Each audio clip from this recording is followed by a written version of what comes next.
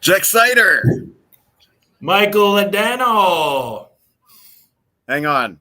I'm going to kill the late cam because I'm getting an echo from it. Can you hear that echo? Okay, no. We're just going to go ahead. The lake cam is back. We just witnessed a live drone landing on the lake cam on this special episode of Grab a Stack of Rock with Mike and the Jex Cider. What we are doing today is just a nice casual stream. We are going to be talking about some CDs, perhaps that might be new-ish in our collections. Yeah, new acquisitions. But most of all, we're just here to enjoy this last weekend Cottage edition of Grab a Stack of Rock. And as you can see on the lake cam, it's a beautiful day. Yeah. I'm just there in spirit. Yes. Nice weather of the boardroom. Ellen Peddle is in the house. Happy Friday, Ellen. Please hang on. Please keep watching. We're going to have a good time tonight. Jex Cider, do you have anything you want to say before we address the elephant in the room? The bull, take the bull by the horns. Oh, right. Before we get into that fun time, it's good to be back, man. I was thinking, when was the last time? When was I in Grab a Stack of Rock? It was your birthday bash, which would have been 2 months ago. So time flies. So it's good to be back. I'm excited. I like this setting. Squirrel. I don't know if you guys caught him, but there was just a squirrel on the lake cam going down the road. Big black squirrel. Squirrel. Jex, I'm so happy to have you back, and it's such a beautiful day. And unfortunately, some things in life aren't so beautiful, and we're gonna just get right into it. By request of my mother, who suggested this topic, well, let's just get it out of the way. We're going to talk about this guy right here. And yes, I own a CD single of this man right here because it has Jimmy Page on guitar and it has a live version with Tom Morello from Rage on bass. So we'll just get this out of the way. He's in custody. No bail. P. Diddy? More like P. Shitty. Am I right? I'm gonna have to mute this guy. Yeah. I never really paid attention. Like, that was not my scene. That whole, gangsta rap, I guess you could call it. I don't know. Not really my scene, but I always saw him as, he's one of the cool guys. He looks like a cool guy, He's one of the good ones. As it turns out, nope. So we're not going to go into detail. This is a family show after all. But he has been accused of some pretty ugly things, both in terms of abuse and racketeering, which is more like mob activity. Held without bail, which is unusual for a superstar of his stature. And also, he's just been placed on suicide watch. Yeah. So, this is serious now. And, there were some comments on Facebook when I showed these CDs on Facebook. There were some comments like, just throw them in the garbage. They're worthless. And, I don't own them because of Puff Daddy. I own them because of Jimmy Page and Tom Morello. Okay. This is a terrible song, but there's an interesting live version of this with Jimmy Page, you could just put on Physical Graffiti and listen to the real Kashmir. Yes, you could. P did it. Ellen's younger than me. She grew up with it. It was cool, but she's completely disgusted. Yeah. And they appear to be throwing the book at him. So I don't want to get into all the charges, the individual stuff, but it's all very ugly and it's kind of career-ending stuff. And, speaking of career, I don't really know what P. Diddy has done in recent years at all. Maybe that's the mob boss stuff. Spends most of his time on that and other things as well that, the rest of us keep in our bedrooms. But my only real comment on P. Diddy in terms of something that I like that he did is I'm a big Jon Favreau fan. And he directed a movie in the early 2000s called Made with Vince Vaughn, of course. And it's a couple of guys that are at the lowest possible level of the mob. And they get a job with P. Diddy, doing something for him, just looking like tough guys to, make P. Diddy look big. And Diddy was funny in that movie, but him playing a mob boss in that movie and now these charges, it's kind of like, Life Imitating Art. Yeah, true. I'm going to say nothing more. I'm going to say nothing more before his agent fucking sues me. And what does Ellen say? Before we go on, one thing I remember liking him in at the time was he was in a movie, I think it's 2010. It was Get Him to the Greek with Jonah Hill and I forget the guy's name. It was when Russell Brand was big. It was a sequel to that Jason Segel movie. Sarah Marshall, Forgetting Sarah Marshall. Yeah.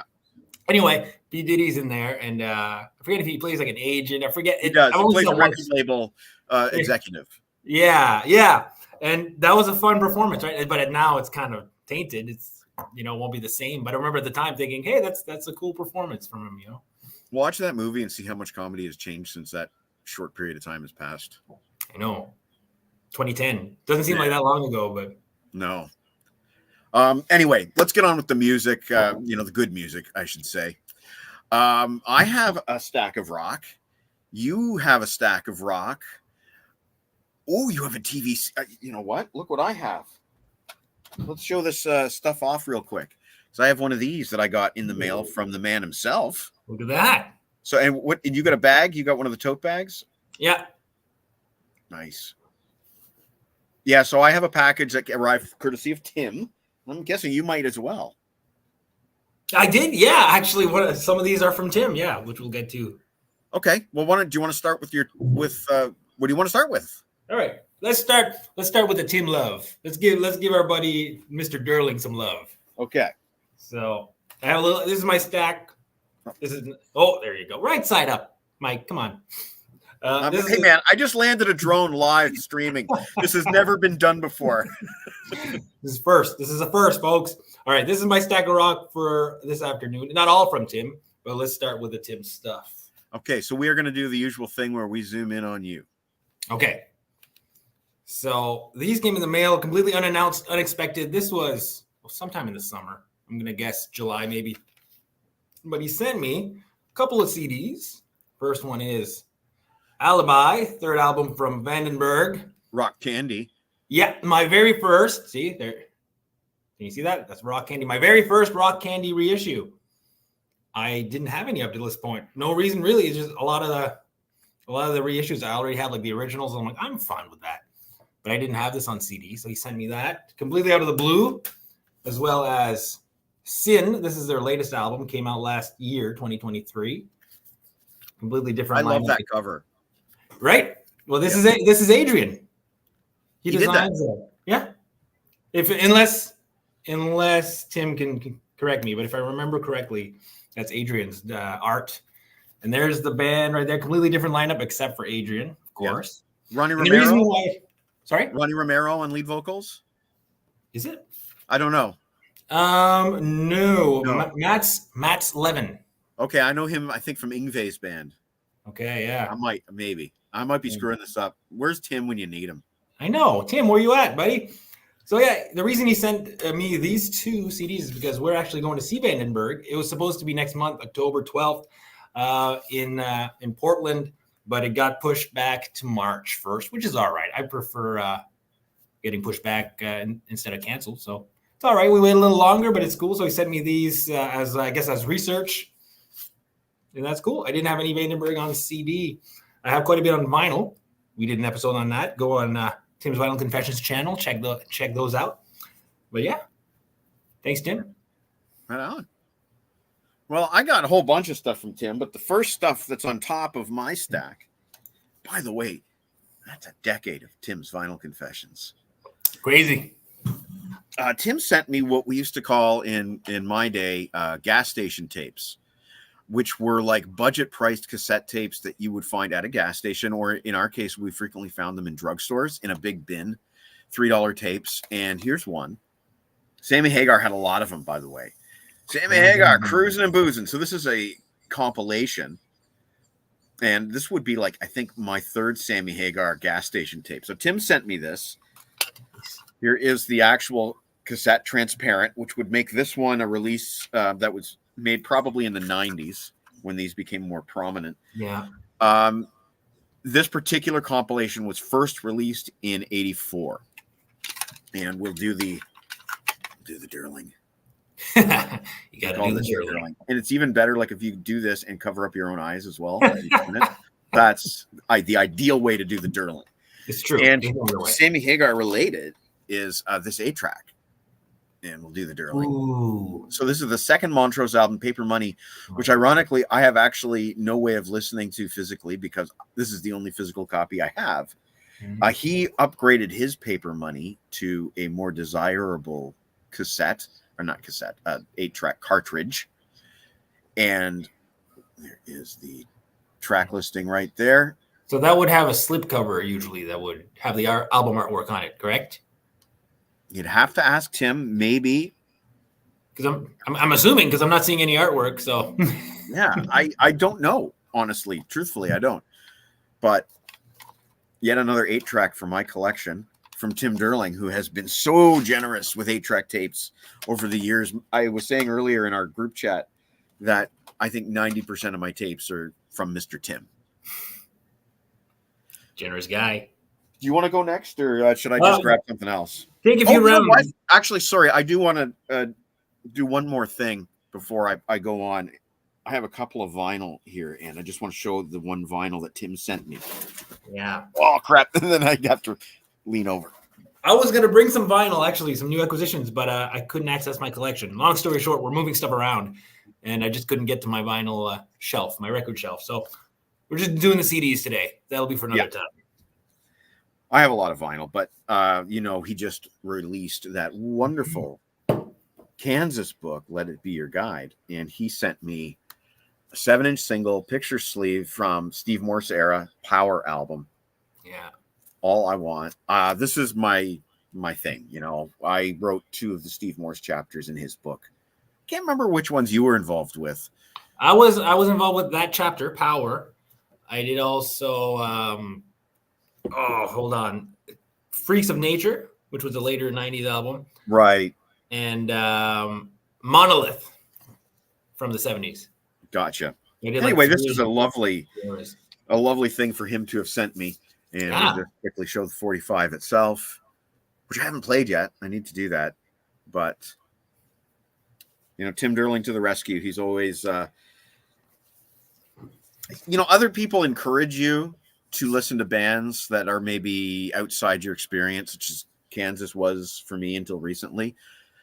Other people, such as Tim, make it impossible not to listen to these bands. Yeah, he sent me their greatest hits too. It's like, well, okay, listen to it now. let's. There might be more to this. We have. This is a joke that her husband Scott and I do back and forth. We'll just call each other stupid things. Chris Thuss in the house. He misses the $5 movies. Yes. You are right on the artwork. Okay, there you go. So John T. Snow to the rescue in absence of Mr. Derling. And there you go. Ellen stole Scott's bit. Okay, so do you want to talk about something else now? I only have a small stack. So you take a few rounds and then I'll go again. Okay, let's see if I can grab some more of those Tim things if they're easily accessible. But the rest of mine in this bag are CDs. And come on, where are that Tim? There we go. There's a Tim. Ha-ha! Yeah, there you go. That's the same one. That's the same one he sent me. I don't have the Nice Price sticker, though, I don't think. Hey, bonus. Oh.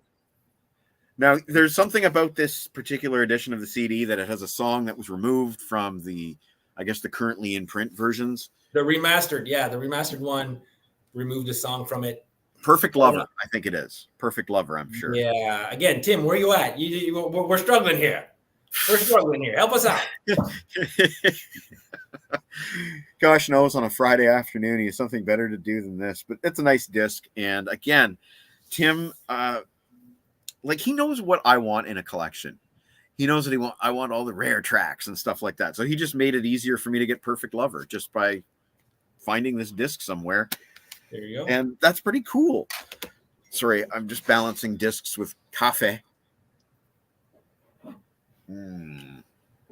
Cheers, Thank you, sir. And I'll just show something else off here.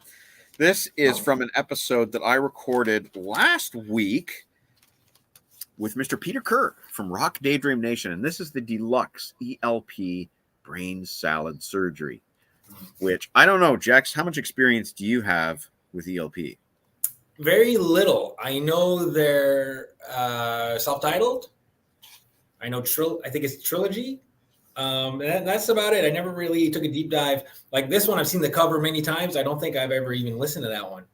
But it's one of those albums that the album suggests it's a lot heavier than, I'm assuming, the contents.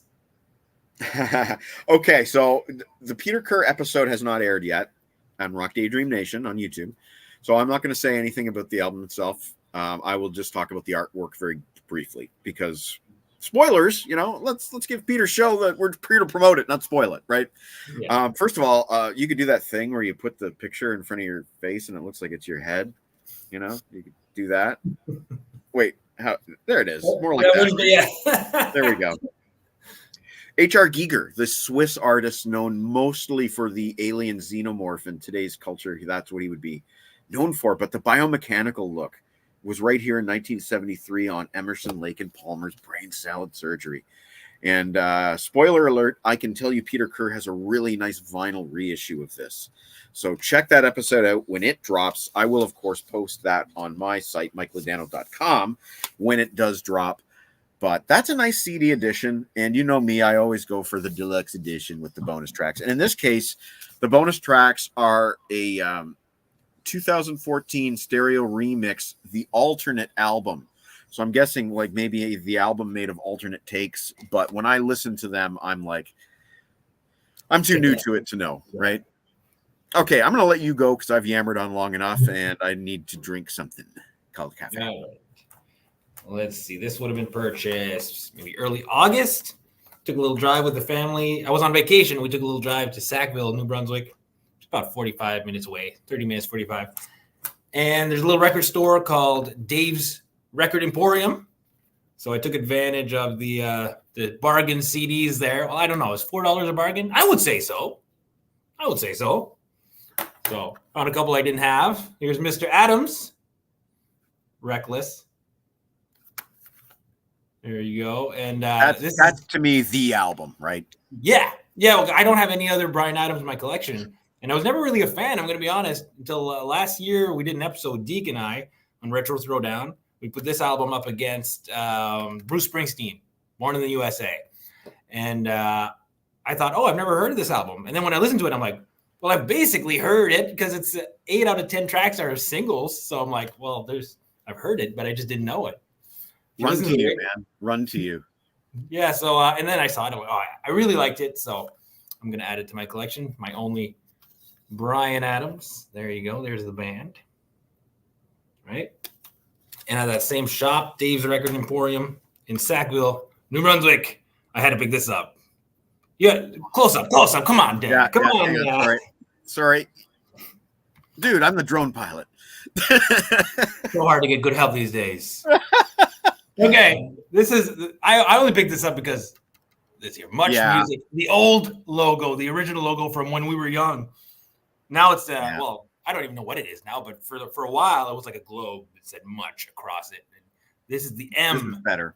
Yeah, that's how I remember it. And this is made in the 80s. Darcy Briggs would love that. Right. Yeah, no, I know. I was hoping he'd be watching, but I think he's a little busy this weekend getting married. Yeah, that could be this weekend. We'll watch this after the fact.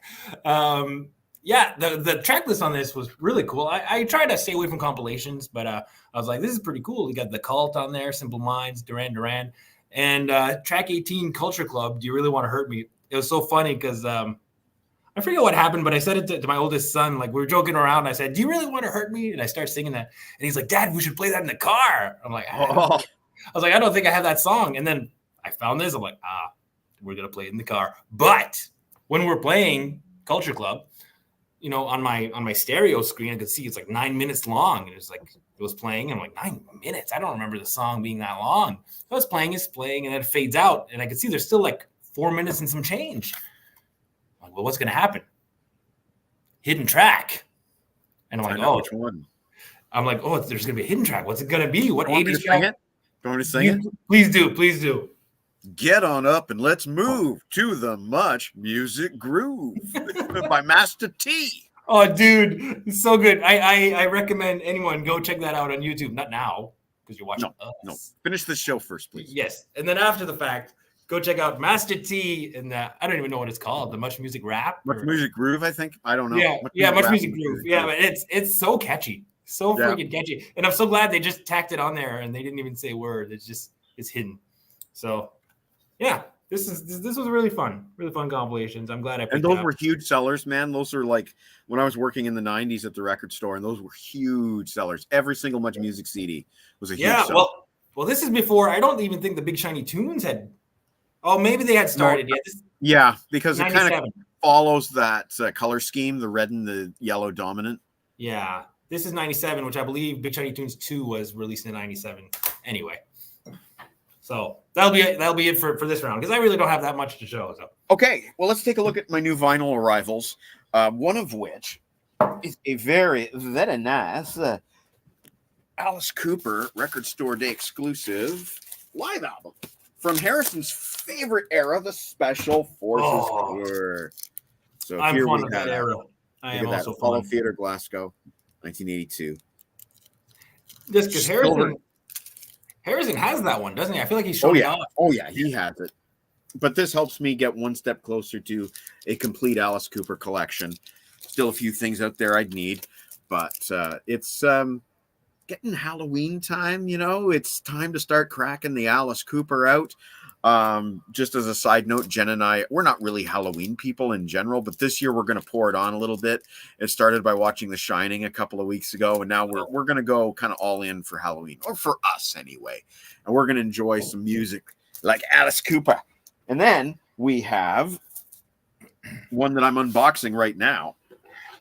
And I was talking to you guys in the group chat about this album. And Harrison messaged me about 2 weeks ago. I was getting ready for work. Harrison's got a message there saying, Mike, I've got an Iron Maiden thing that you don't have. And I'm like, oh yeah, what is it? And he says, I love it when you do the voice. He says, it's this compilation called Axe Attack, okay? And It has Running Free by Iron Maiden. But I hit the buy button and finished the transaction before he could warn me that there are 2 editions of this record, and it all depends on which serial number I ordered. But one of them has Iron Maiden Running Free, the album cut. Mm-hmm. The other has a previously unreleased and unavailable anywhere else demo of Running Free that Harrison says is better than the album version. So which one did you get? I don't know. We're going to find out, and I'm going to do a follow-up video on this. I'm going to get it home. I don't have a way to play a record up here. I'm going to bring it home. I am going to play it, and we'll have a follow-up video on Grab a Stack of Rock where we find out if this is just another compilation or if it has that Iron Maiden rarity. And just for the record, it's not a bad compilation. Rainbow All Night Long, Running Whiteface City Boy, Ian Gillan, Breaking the Law, Judas Priest, Cat Scratch Fever, Ted Nugent, Make It Real, Scorpions, Race with the Devil, Girl School. Jeez. Right there. Doctor, UFO, which is a band that John T. Snow is currently exploring. AC/DC, Highway to Hell, Ready and Willin', Whitesnake, Iron Maiden Running Free. And then kind of like standing out here a little bit like a sore thumb, Aerosmith, Sweet Emotion. You Got Livin' by Frank Marino and Mahogany Rush, Paranoid by Black Sabbath, and Motorhead Bomber. Like that's a crazy record. And the cover is great. That's a great cover. So even if I wasted $50 in total with shipping on getting this compilation without a song that I need, I'm happy. That's a cool record, and it'll be fun to play and review on my site. Yeah. Okay, that's it for me and vinyl. Everything else is CD, so maybe this is a good time to. We're getting a gun show, folks. We're getting a gun show. Coming full force. Maybe I should just do the rest of the show like this. Hey, how's it going? Welcome to Mike and Jex Talk Tunes.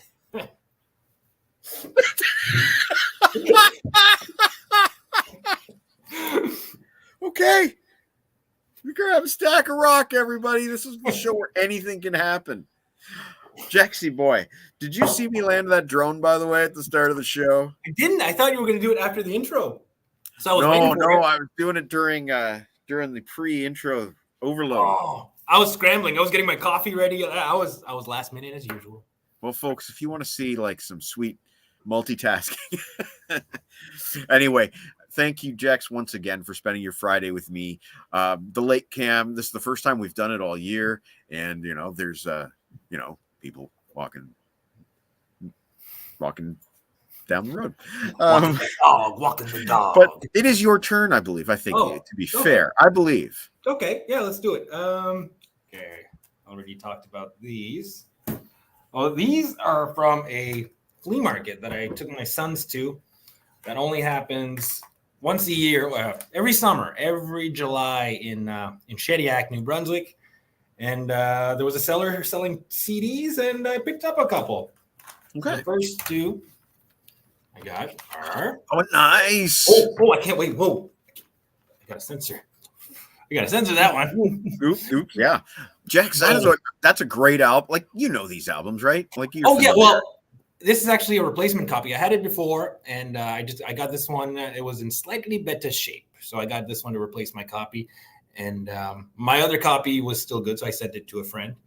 And so happy to have this one again. This one I didn't have. I heard it many times. Did not have it. This is their second album, One Way Ticket to Hell and Back. It's so good. Oh, dude, Hazel Eyes. That's like probably one of Justin Hawkins' best vocals. I mean, in my opinion, he's got a lot of great vocals, but oh man, I'm not even going to attempt it because I can't do it justice. But that chorus, Girl with the Hazel Eyes. That was their newest album when I was just dating Jen, but she doesn't have hazel eyes. She has very light blue eyes. So I sang it to her as Girl with the Ice Blue Eyes. Yeah. I can't do it anymore, but man, I actually could. When I was younger, I actually could hit most of those notes. But it's incredible vocal performance. Like, I think on this album, they just went excess. Yeah. Intentionally. And it's hard to take with a straight face the whole way through, but damn, that's a great album, man. Yeah. It's hard to decide which I like best. Hey, look who's decided to show up. Hey, it's about time, Tim. We had so many questions for you, and you left us hanging high and dry. But it's okay. We forgive you. I can't find where I put my TVC sticker, but we were showing off our TVC stuff. Yeah, hang on. Rewind.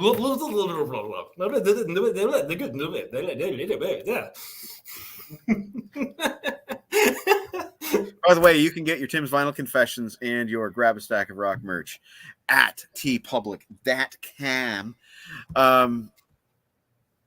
Well, some of us work for a living. Okay. Anyway, Tim, it is wonderful to have you because we did dedicate the first, 10 minutes of the show maybe to you. So that's cool. Jex, those are some wonderful Darkness finds. Absolutely. And I hope you enjoy just oh, yeah. They're short albums, so you can really just enjoy both in one sitting. Oh, yeah. And I, the Darkness I've had for almost 20 years. And I remember at first listening to that, like just the surprise, because I knew the single, like I Believe in a Thing Called Love. I knew Growing on Me. But then you started off and it's just no holds barred. Like from the beginning, from the get-go, that the language was like, whoa, okay, this is how it's gonna be, okay. But now it's something you've come to expect from the Darkness. I want to tell Tim a story. I want to tell Tim a story here. So when the Darkness came out, there was this asshole at work that I called Dandy. He had a tattoo on his wrist that said Dandy. Anyway, I've written about him. He was the guy who dissed Steven Tyler when he ran into Steven Tyler in downtown Kitchener. Who does that? Dandy. Anyway, Dandy, I think he did this to sort of like make fun of me, but he's like, Mike, you're going to love the Darkness. Cause I think he thought the Darkness sucked and they represented everything bad about music or something like that. He's just one of those guys. Well, let's get Mike into the Darkness. That's my theory. And I loved the Darkness. Like I took to it immediately. I was like, there's something to this. And I was listening to it one night when I was maybe having a few beverages with my girlfriend at the time. And I remember being in my little basement apartment, listening to the Darkness. We had a fire going in the fireplace. And all of a sudden I stood up straight and I was like, these guys are dead serious. this isn't joke music. I'm listening to this musicianship and I'm hearing like intentional genius on display. Like it just hit me. And I was like, I want to get myself a Darkness t-shirt. And later that summer, I had a Darkness t-shirt. Oh, did End you? of story. Awesome. End of story. Awesome. I never had a Darkness t-shirt, but yeah, I love them. Like just lyrically, like you get your hands off my woman, and Giving Up is probably one of my favorites. Like just the Giving up. yeah. So yeah, well, Tim's got a good point there, but he didn't name him. I named him Dandy because he had the tattoo that said Dandy. That's why I named him Dandy. His name was actually Daniel D. I can't remember his freaking name. Matt was his name. Matt Darling. I guess I'll show off a few more. You're just name dropping now. Who gives a shit? He worked at HMV in downtown Toronto, the good HMV. Who gives a shit? I'm just going to show off, like, I don't know how much time we've got. Half an hour left? Yeah. Okay, so I got 2 stacks.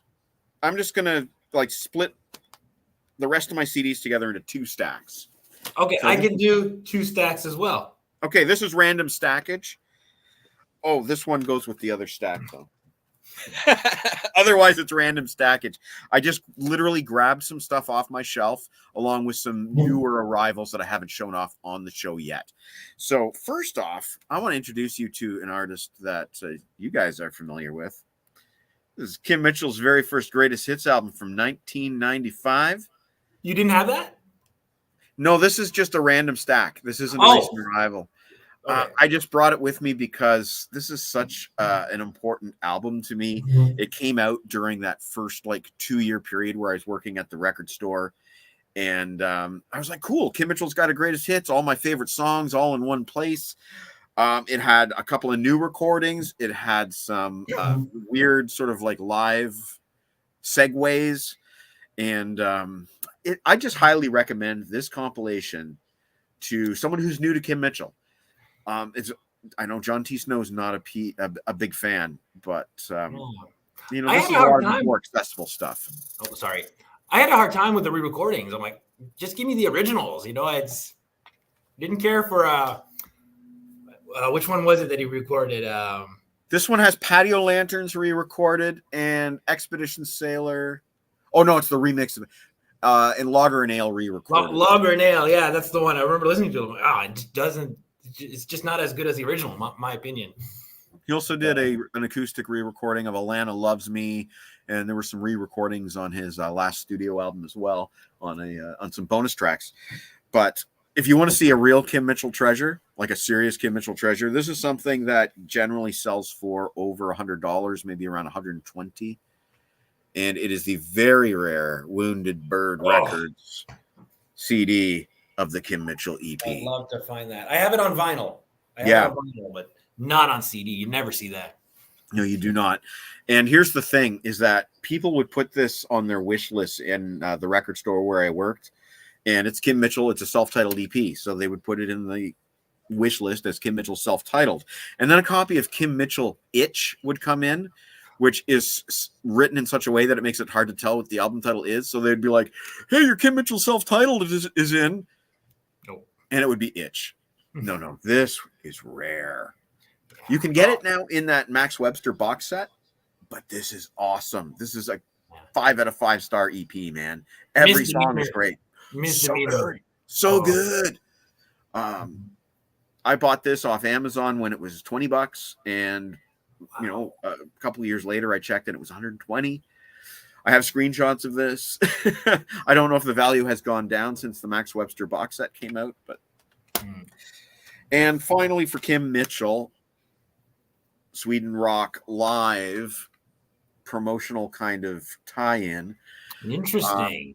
It's a greatest hits and a DVD, a live set from 1989 Rockland Wonderland tour. Nice. And so there's the DVD. This is great. This had a new song on it at the time. New song, "Fill Your Head with Rock." That was later on Kim Mitchell's next album, the title of which is escaping me. Ain't Life Amazing. It was re-released on Ain't Life Amazing. This was, though, a European import. Again, some kind of tie-in to Sweden rock. Okay. Aside from the DVD, this is notable just for being a good compilation with no re-recordings. So there you go. There's some Kim Mitchell. Here's a CD that I own because of Grant at Grant's Rock Warehouse. We did an episode on the Neurotic Outsiders, which includes Stevie Jones from the Sex Pistols, and people there were suggesting that I get this album. His first, no, it's not his first, sorry, but Fire and Gasoline, a solo album that he did in '89. It's got Ian Astbury from the Cult. He co-produced it. Well, when you grab random stuff, this happens. Oh, the Star Child. Not a good album, though. It's not. I'm sorry. It's not a good album. I never heard it. It's very like modern rock pop. Yeah. He was using a band of like guys that were known for like those contest shows on TV. There's too many ballads. It's this album doesn't have the balls that I expected, because Paul Stanley's Kiss solo album is like my favorite Kiss album. You know, I love Paul Stanley's solo Kiss album, which Tim Derling gave me an 8-track of for Christmas. This does not live up. This does not live up. And I am sorry, Paul. I know you're really proud of that album, but it sucks. This, however, is a little bit more interesting. I don't know if you can download this on iTunes anymore, but you could download a double CD, essentially, of Paul Stanley's live DVD, Live to Win tour. You could download the audio and make your own CD, which is what I did. It's a 2 CD set. And he does a lot of his Kiss stuff on here. He also does a lot of his stuff from his 1978 solo albums, such as Wouldn't You Like to Know Me? He does stuff that Kiss don't play, like A Million to One, Magic Touch. Some of his stuff from this as well. But like that's a worthwhile download. That's worth paying the download. I'm sorry, Tim. I know you don't buy air, but this is how you download something and make it not air. There you go. Downloading done right, I guess. Oh, here's a new arrival. I haven't arrived at an opinion yet, but Black Country Communion 5, it came highly recommended from Peter Kerr. And check out his Rock Daydream Nation review of Black Country Communion 5.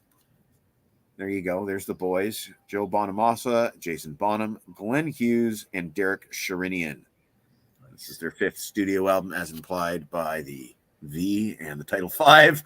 Jex, testing you now. What's that a picture of on the front cover? I feel like we've talked about this before. We may have. I feel like it was there when you unboxed it. I just see like some sort of a spaceship. It's the Phoenix Lights, which is a UFO sighting that goes back to the 90s. Yeah, that's the. Oh, look who just decided to show up just as we were talking about him. Peter Kerr, ladies and gentlemen.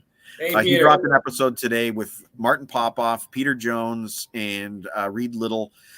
The #1 Deep Purple songs, or their favorite Deep Purple songs from Deep Purple Mark II only, and least favorite. Good episode. Reed got disqualified, I think, twice. And Roger is in the house. Have a good time, my friend. And okay, so Henry endorses the Black Country Communion. 2 more CDs in this small stack. You guys may have seen the unboxing video for Gorky Park. Yeah. It's okay. It's okay. So what is that exactly? I remember you showing it off. I don't know what it is. They were a hard rock band that was kind of put together in the then Soviet Union. They were guys that maybe were in other bands, and they were put together. And John Bon Jovi brought them to America, basically. He, I think, got them signed to Mercury or something like that. This is a Japanese import reissue of their debut album. They were okay. They got some recognition for a cover of My Generation by The Who that was on a charity CD, Stairway to Heaven, Highway to Hell. Okay. And they had a song called Bang. Sing Bang. Da, da, da, da. But because of the John Bon Jovi and Richie Sambora appearance on this album, I decided to add it to the collection. And finally, I still haven't opened this, but it's that Faster Pussycat, the first 3 albums, plus a little rarities EP, Live and Rare. And again, we blame Peter Kerr once more, because he's the guy who got me into Faster Pussycat. Again, Rock Daydream Nation. fantastic episode. I love that first Faster Pussycat album, so I figured, why not? Dare I say, why not? Whipped is pretty good too. I like Whipped. I never really checked out the second one for some reason, but Whipped is one I came across when I was volunteering at the radio station, and that was pretty good. That was pretty good. No, Roger. Jex would take off his shirt and he would scare the concert with those guns. All right. So yeah, that just leaves me with one stack. So what do you have? Okay. So I have three titles left. I can just show them off now, or I can show two and then save one for the end. 2 and 1.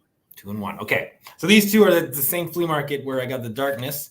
This is from the same table, actually. Just one, it was just to fill that gap. I don't think it's a great album. I think it's a good album, but I had everything else around it, so I figured I might as well get it. Third Stage, Boston, 1986. Who's this? Aaron Stewart. How's it going, man? So yeah, so Boston, like I said, I think it's a good album. I don't think it's a great album, but it's got Cool the Engines, though. I gotta say, that's probably one of my favorite Boston tracks. Cool the Engines is good. So, for $2. And then same flea market, different seller. This one was $5. This is another one to fill the gap, but it's a really good one. I just didn't have. AC/DC, if you want blood, you got it. I do want blood. And like Tim said, like for the time, how did they make this happen? Like, how did they make this work? Very effective cover. Very effective cover. I'm getting up there with my AC/DC collection. Actually, like I'm missing, I think, their two last albums, but everything else I'm only missing Flick of the Switch, which Pla found me a copy, which he's gonna give me next time we see each other. So yeah. I feel that it is probably the last Cottage of video, Aaron.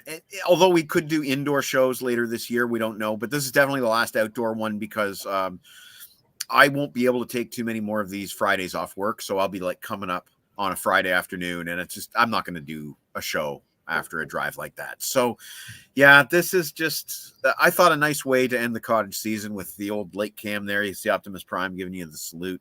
And Aaron, also, if you watch this video from the beginning, I began it with a live drone landing.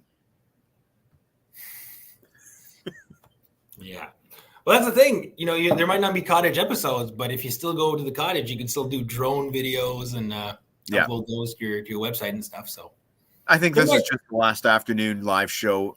There could be, again, evening shows as which we proceed into fall, but this is a beautiful way to end it. Definitely. So yeah, those were my two. Now we go over Elon Musk. All right, we go over to you. I'm going to show my last stack, and then you're going to show your last one. Yes. There it is. So, sorry. Saw something. I see these came from stacks that have been partially organized. So I have a small stack of Richie Kotzen. And This is his third solo album, Electric Joy. It's on Shrapnel, which was known for guitar instrumental albums, which this is. It's all instrumental. And when I first bought this is a 1991 album, but I bought it in 93. It was too far out there for me. It has a lot of funky kind of fusion licks. It's a jam. Shouldn't say it's a jam. I'm sure everything is, intricately written, but it has a loose feel. It is low on structure and high on licks, but it's also laid back. There's some high speed funk stuff on here, but there's also some really nice laid back. Remind me, Richie Kotzen, was he in Poison? Or Native he was Tongue? In Poison. Okay, yeah. But you may know also Richie Kotzen from this really cool project that came out a couple of years ago with Adrian Smith from Iron Maiden. Oh. So this is their debut album and the follow-up EP/live and outtakes album. And I love this stuff. These guys were buddies. I think they were introduced to each other by their wives. Their wives were friends. Okay. And they introduced them and they became buddies immediately. Adrian Smith from Iron Maiden is the most of the kind of like pop oriented guys from Maiden. So for him to kind of do a hard rock bluesy album with Richie Kotzen. It makes sense. Both of them sing lead, which is cool because I love split vocals. And if you want to check out one track to just sample the waters, go for Running. Running is incredible. It's got just a great chorus. And Nico McBrain from Iron Maiden plays drums on one track. And he doesn't do a lot of guest appearances. Like, I'm not aware of Nico McBrain doing guest appearances anywhere else. So very cool there. That's basically my entire Richie Kotzen collection, aside from the Poison stuff. Speaking of solo albums, you might recognize this name. Yes, of course. Yeah, Mark St. John. Right. He was in Kiss during Animalize. But only played 3 live gigs before Bruce Kulick took over permanently. Mark St. John is very much like a shredder. He's very much into that jazzy stuff. Oh, honestly, I found this album very low on hooks. Really? I did. It's not a very hooky album, and it's very technical. It's very accomplished, but it doesn't mean that it's pleasant to listen to. And I'm being frank, as a Kiss fan, this is not Kiss-like at all. Okay. It's shred rock, and it's, like I said, based on a lot of like jazzy licks, a lot of sort of neoclassical stuff. It's far beyond what Kiss were capable of playing. Okay, so Aaron is listening while cooking. That's awesome. I'm making steaks tonight, Aaron. And John T. Snow, he hasn't been looking for it. Woodbine found it. Yeah, understood. Yeah, and that's exactly what happened. It showed up used at my record store. Now, Aaron will remember Salty Dog because I got it this year when we went to Tirana. And this has a guy in the band by the name of Pete Ravine. And Pete Ravine is the son of the magician Ravine the Improbabilist, who I went and saw at the Center in the Square in Kitchener with my parents when I was a young fella. So Pete Ravine. And just as a Canadian connection, Ricky from Trailer Park Boys, they call him Ravine, because his hair is kind of helmet shaped like Ravine's was. I need to check out Salty Dog again. I remember, I found it at the radio station years back. I gave it a listen. I remember at the time I thought it was meh, but now you got me curious again. It's good hard rock. It's not exceptional, but it's good hard rock. Yeah. Oh shit! He gave me that Salty Dog in Toronto. See, it's Toronto. Strike one. Oh my God. I'm catching up to Reed Little. Ravine. Get Alky under control. That's a quote from Trailer Park Boys. Chicken boobs. Aaron. Here's something Aaron would also like. This is the Resurrection Men CD single by Bruce Dickinson with 2 exclusive live tracks. I reviewed this on MikeLadano.com. Check out my reviews. I'm sorry, I mostly do text-based reviews. I know like Snowman is knocking it out of the park with his video reviews, but I'm more comfortable with the written word. So here's my last Toys R Us purchase. It's a really cool Cars best of. And what makes this especially cool is it had songs from their reunion era without Ben Orr. It has a remix, a sad song, Zadar mix, and then it has an exclusive live track, Everything You Say. So that's why I bought it, for the exclusive stuff. But I mean, I also just enjoy listening to the Cars, and that's a good compilation. The best of the Cars, bought at Toys R Us, which, yes, still exists in Canada. Bought with Aaron and Tirana, my first Oscar Peterson Night Train. I've listened to this once and was blown away. I was like, I understand now why Oscar Peterson was considered like the greatest. This is piano jazz. Look at that. Look at that art. Isn't that great? I'm trying to, have a wide palette because, there's more out there than just rock.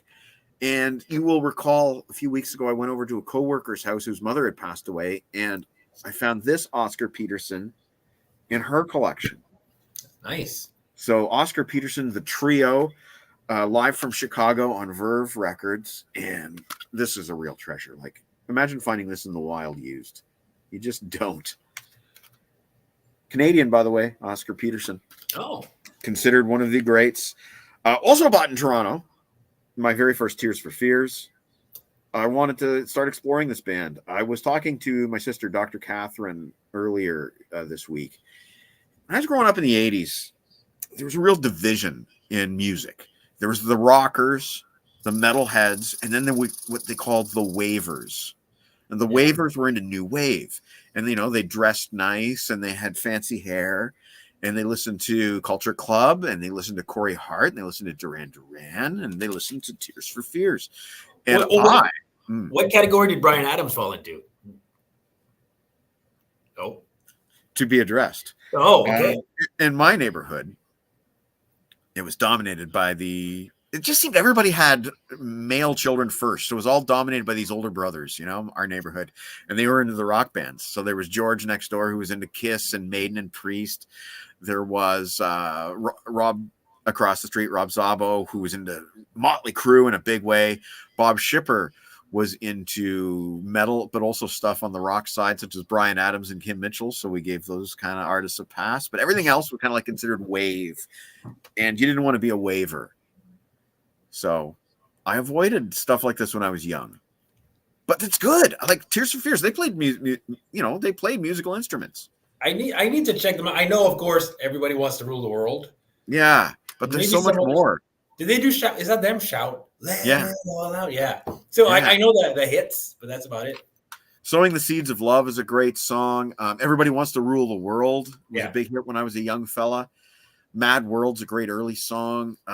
Anyway. I have one now. Do you remember the movie Real Genius, 1985 with Val Kilmer? No.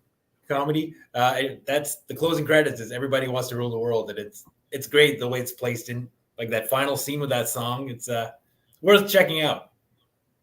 Oh, we have some comments here that we will okay, we're going to skip Roger's comment about Lulu and just go to this one. He drank last week and now it's his turn this week. Good for you, Roger. Henry Loves the Cars. Don't have the reunion albums on CD. They are not necessarily rare, but there's two rare versions that I want to get, two demo tracks, the Japanese and the European. The album's called Move Like This. Henry also approves of Oscar Peterson. There you go. Henry likes Tears for Fears. Didn't like them in the 80s. See? And Songs from the Big Chair is basically all hits. Aaron, you keep your eyes peeled for me, please.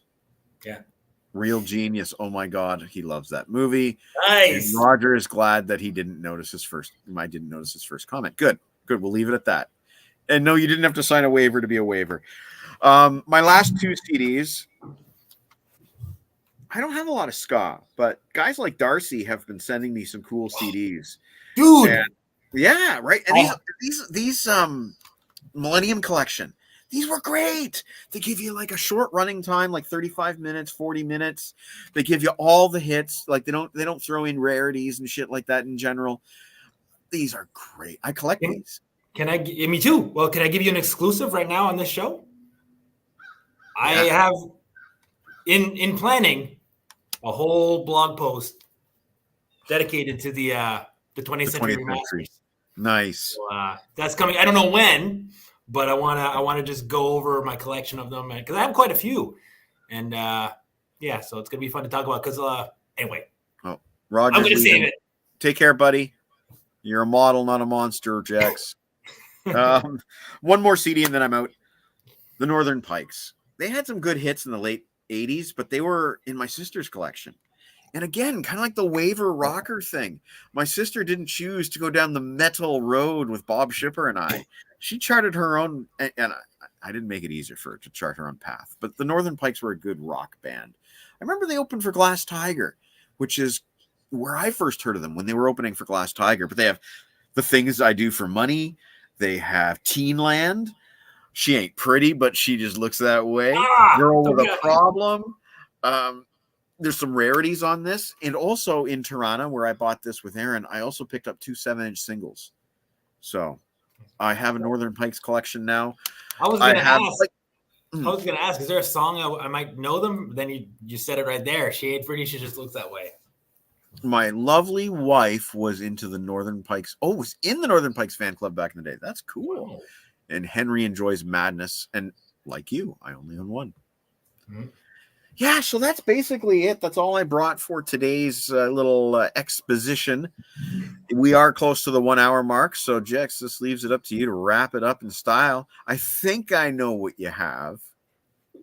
You know what I have. Excellent. You know why? Because know why, people? Because I received a unboxing video of this that I didn't post it, but it was lovely, and it was Yeah. anyway. Yeah. Maybe you can tell. Maybe you can explain where you're going. There's a Right. squirrel. Do you see the squirrel? Do you see him? I did. I see him right now. There you go. Hang on. Squirrel has stolen the spotlight from Jex Russell for just a moment. Squirrel cam. There he goes. This is the most wildlife we've had on this show ever. I love Look at that. There you when go. squirrels run. I love that little leap that they do, right? It's like Yeah. a leap, but it's so graceful with the tail. Okay. All right. Enough That's nature a hard talk. act to follow, Jex, but maybe you can explain like where you're going and why this happened. I give up. I can't follow that. I know. Yeah. Okay. So that's the show, folks. Tune in next week when